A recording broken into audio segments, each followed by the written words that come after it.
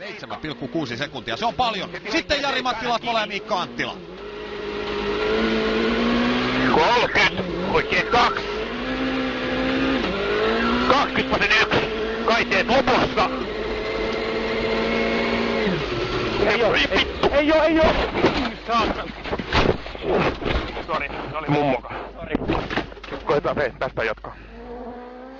Näin sattuu pieni nuotilukuvirhe Miikka Anttilalle ja se syö aikaa. Latvala ajaa ulos ja voittotaistelu on tietysti sitä myöten ohi. Auto kärsii vaurioita.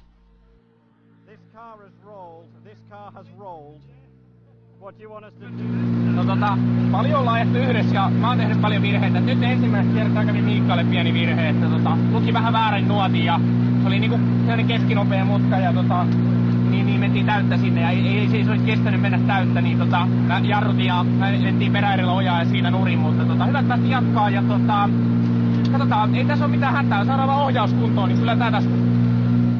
Valitettavasti sitä ohjausta ei saada kuntoon, vaan Latvala joutuu jättämään homman kesken.